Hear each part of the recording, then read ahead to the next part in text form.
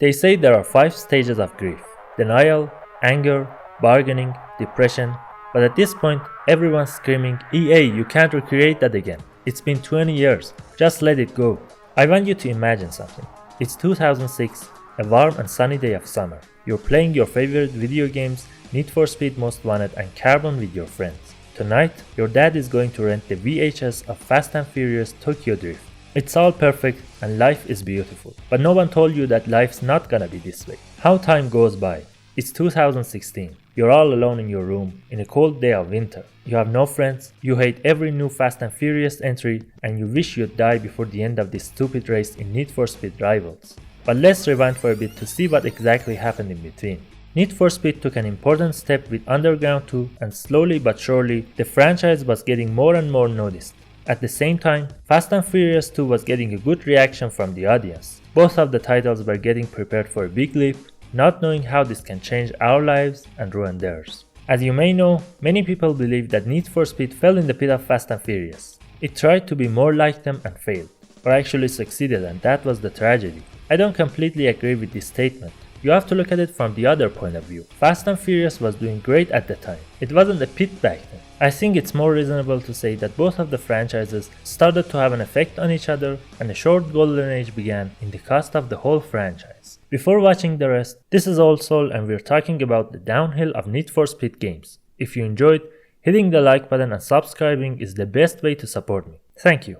Most Wanted is still known to be the best Need for Speed, bar none. If you're a fan like me, then you probably love Need for Speed Carbon too. Tokyo Drift had come out 5 months before the game, and people started noticing how similar these two titles are. The Night City theme, Japanese cars in populated and intertwined streets, canyon races, and a good solid storyline. Along with Most Wanted, these three became the most important racing titles of the decade. But how did they kill their franchise? For this, we have to check out something I like to call the addiction cycle. The addiction cycle consists of 3 stages: intoxication, or as you folks call it, being high as a kite; withdrawal, when you stop using the substance and you hit rock bottom; and anticipation, when the urge to scratch the itch is making you go insane. You can probably guess where I'm going with this, right? Most Wanted, Carbon, and Tokyo Drift were the intoxication of the creators. It gave them such pleasure that they thought this is what they should do forever. They thought they found the golden recipe to create a movie or video game. But when you reach the top of the mountain,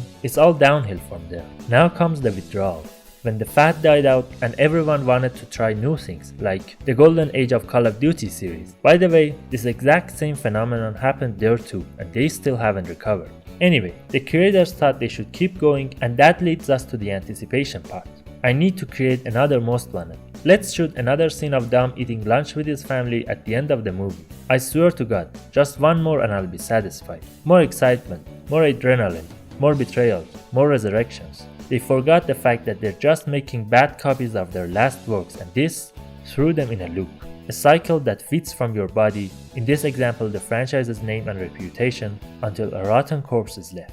Now we reach the question that every single employee in EA, Ubisoft, Bethesda, and Activision ask from themselves every single day. How can this mess be fixed?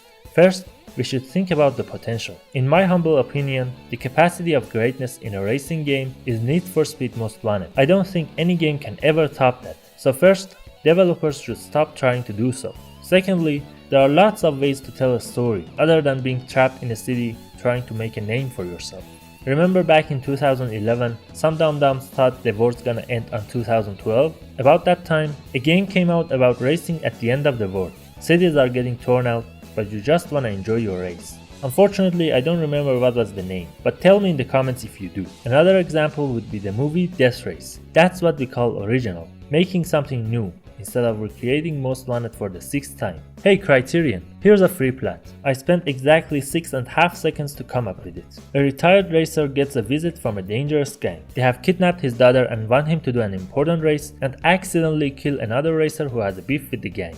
The problem is, the race is due 3 days and it's a big game, so if he wants to be in it, he has to start gaining some street rep by winning every single race there is. Dear developers, if your mouth's watered by hearing this, then you're not ready to make another Need for Speed, because this was another Most Wanted-ish plot I told you to stay away from. The last solution is creativity. Hot Pursuit did this perfectly, with equipment like spike strip, EMP and jammer. If you don't want to create soulless sim racing games, then you should keep it interesting all the time. By the way, shooting colors when you drift doesn't count. Do something that separates a title from its predecessor. At the beginning of this video, I talked about the 5 stages of grief, but I forgot to say for Need for Speed, there is no 5th stage. There is no acceptance. They just fall back to denial again and again. I mean, Did I ever tell you what the definition of insanity is? Thanks for watching, and if you enjoyed, please subscribe and hit the like button. And don't forget, Be safe, friend. Don't you dare go hollow.